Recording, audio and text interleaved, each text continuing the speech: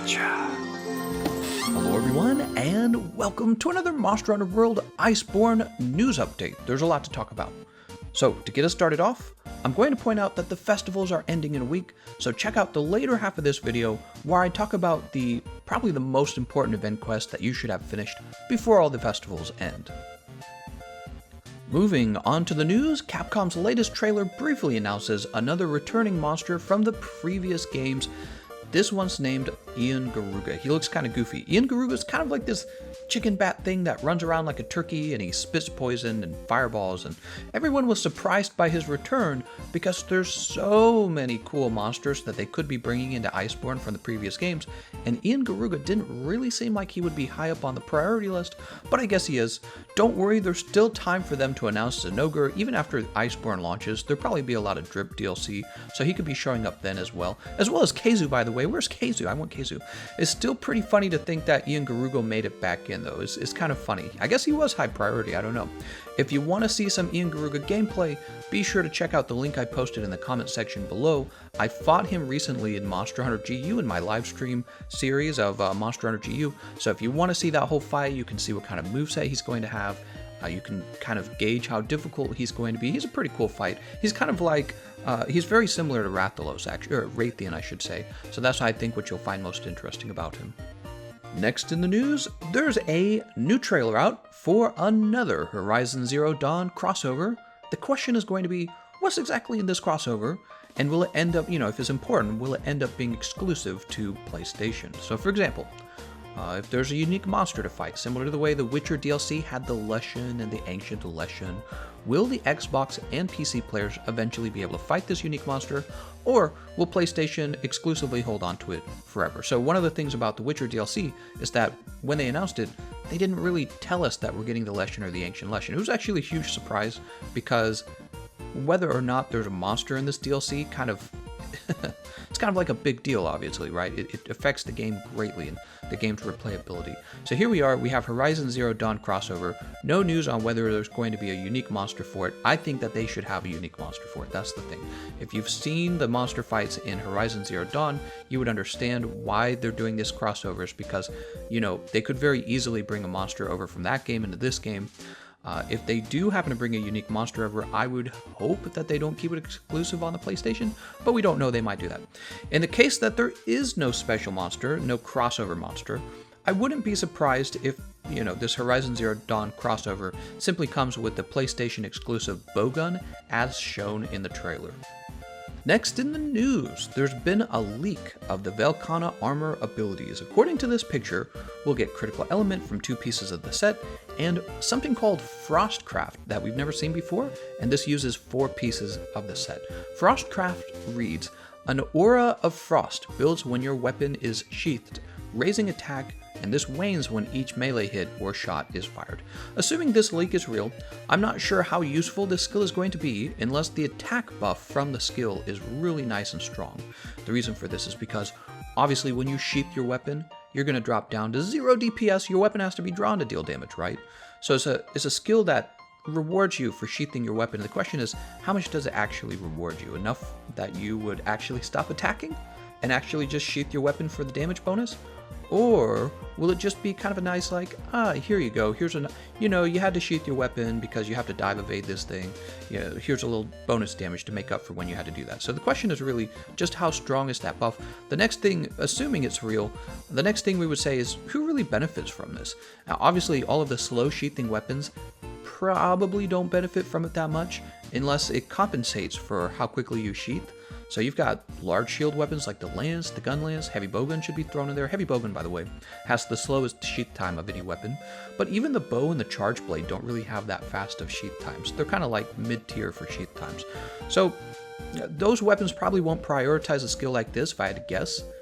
On the other hand, this skill, Frostcraft, sounds really strong for certain weapons like dual blades. You can sheath your dual blades very quickly. Sword and shield, same deal. And of course the longsword. The longsword actually automatically sheaths itself while you're attacking. It's part of the attack combination, obviously, right? So if you've seen longsword gameplay, you know what I'm talking about. Now I wanted to mention that somebody showed me a quote from an interview with the developers where they spoke about Kulve Taroth.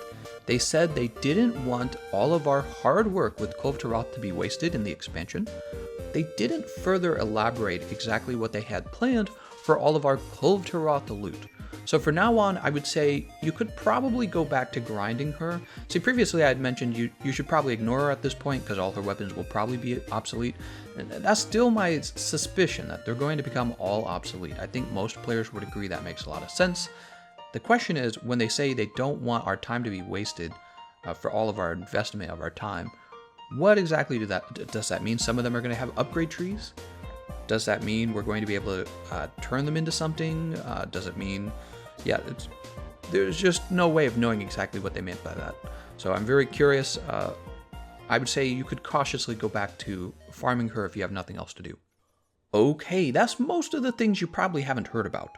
There's also some slightly older news that maybe you have heard about, where Capcom revealed a new water elder dragon named Namielle. Very cool looking monster. I'm very much looking forward to this fight, right? I think everyone is. And in the developer diary number 2, they also talked a lot about some balance changes coming to the game. There's a lot of fine details in the balance changes, and I already talked about this in my live review of the developer diary number 2, so I'm not going to rehash it here. I just think that would be kind of too much for this video. Now, one thing I did want to say is that they happened to mention that they're actually nerfing the Assassin's Creed hood. This is the Assassin's Creed hood that nobody uses. It's a mantle, right? That comes from the, I can't remember the name of the quest. But yes, it's an event quest and it unlocks the Assassin's Creed hood. Silent Deadly Fierce, I think that's the name of it. And nobody uses it because for the most part, everyone believed it was used to run around slightly faster and you get a little bonus damage when you attack an unaware monster. Well, apparently what it used to do, what they're changing about it is you could do a mid-air attack on an unaware monster and knock that monster over immediately. It would just give you an automatic knockdown, and then the mantle would break. So go out and give that a try before they nerf it, just for fun. Go get your Assassin's Creed hood back out. Go knock a monster over down with the mid-air attack. You could do it with, I'm sure, the Insect Glaive, the Lance. There's a number, just stand by a ledge, honestly. Go ahead and play with that before they nerf it. I just can't believe they're nerfing a mantle that nobody was really using. Is it really that strong? So anyways, I wanted to mention that. If you haven't tried it, go try it before the nerf comes out. All right?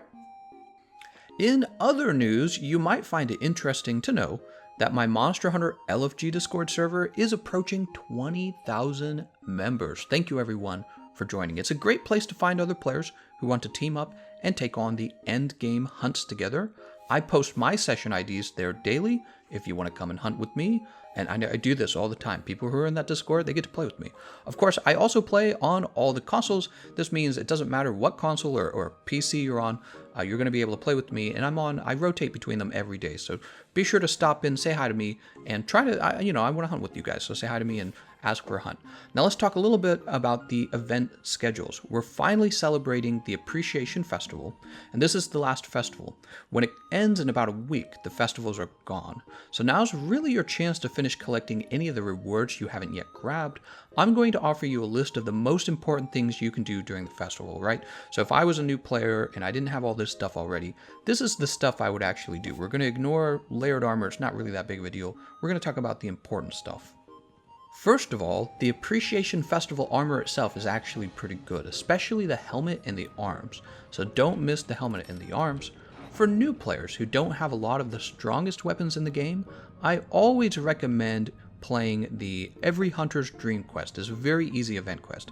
This is going to give you the Wyvern Ignition Impact Greatsword. This greatsword is the strongest greatsword in the game by far, and it outdamages most weapons in this game across all weapon classes. So this is going to be stronger than a lot of the lances, it's going to be stronger than a lot of the gun lances, etc. Just go pick this up and you're already going to be pretty powerful in the game. This is a really good tip for new players. Go get that Wyvern Ignition Impact Greatsword, learn to use it. It's really, Greatsword is a weapon that's easy to use, and of course your ability to master it determines how skilled you're going to be at it, but it's actually not a complicated weapon.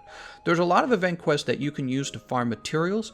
Two of them are especially useful: Keeper of the Otherworld for Xeno'jiiva parts, and Gaze Upon the Dawn for Zora Magdaros parts. When the festival ends, you aren't able to easily get into these quests anymore. That's because they kind of have to randomly pop up and become available for you, and when this happens, in my opinion, it's also harder to find people who are willing to go out and play that quest with you as well, assuming you wanted to go into a multiplayer experience with them rather than single player.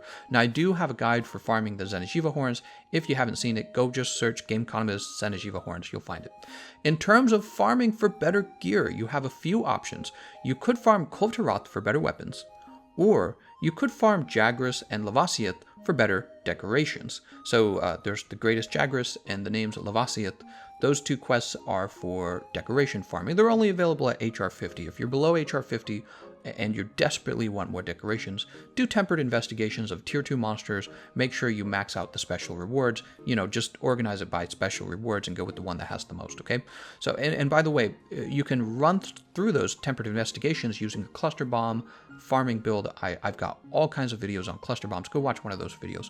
Cluster bombing is so strong it's getting nerfed, and when I played the game, I used the cluster bombs to farm. So new players in Iceborne aren't going to have that advantage, so use it while you can.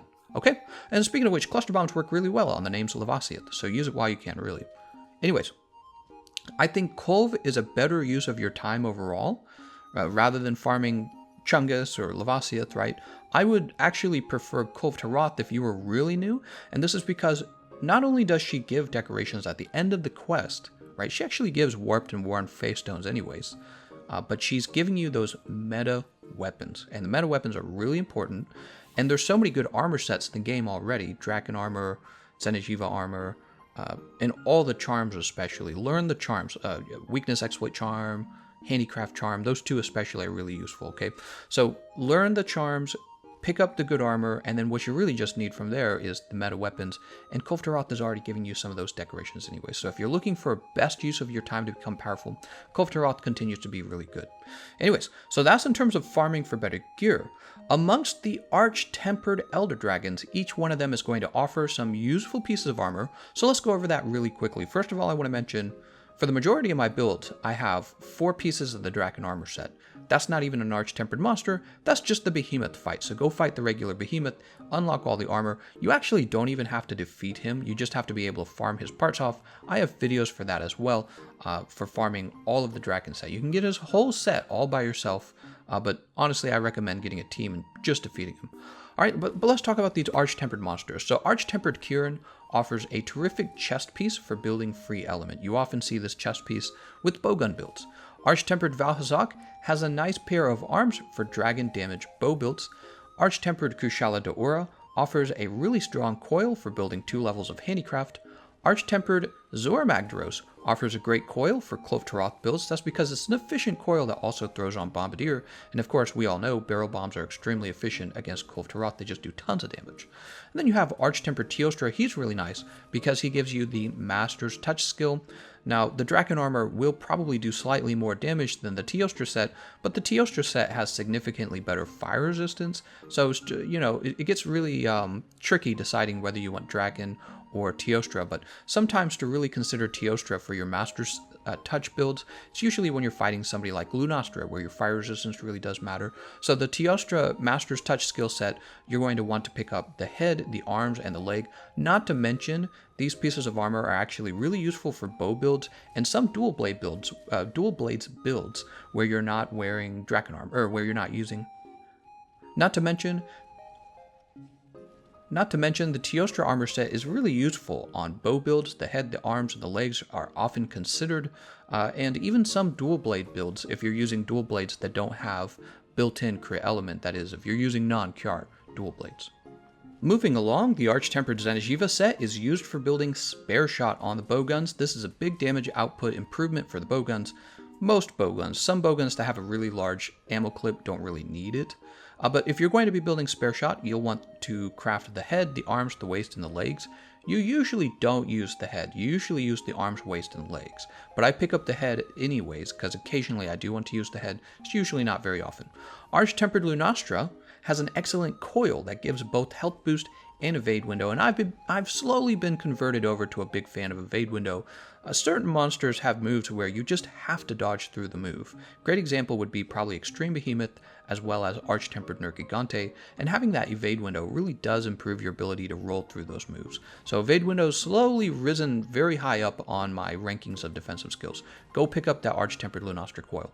Finally, Arch-Tempered Nergigante has both a good chest piece and a good coil that improve the efficiency in those armor slots for Max Might in the chest and Agitator in the coil. I would go for the chest piece first personally. Finally, you should consider fighting Ancient Leshen to pick up the Zerial Dual Blaze, and to test your skill in this game, you can go fight the Extreme Behemoth. If you defeat him, you get a special title and the Layered Draken armor set. Some people ask if they should wait for Iceborne in order to get these end game contents done. I recommend doing them now, so that when Iceborne launches, you're pretty much ready for whatever comes in Iceborne. There might be something to farm and grind for in Iceborne. You don't want to be spending your time playing catch up to everyone else when this content comes out. You know, there might be people who are already working on upgrades to the Nergigante Gamma armor. We have no idea what's coming along. My point is, you don't want to be stuck having to go backwards and get stuff done that's already available to do now. You want to be focusing on the new content, okay? So go get all that stuff done. And that's the end of my news video. Be sure to check out those links in the comment section. I want to give a special shout out to all my Patreon supporters. You guys are terrific. Thank you so much, everyone. And thank you all for watching. I'll see you guys next time.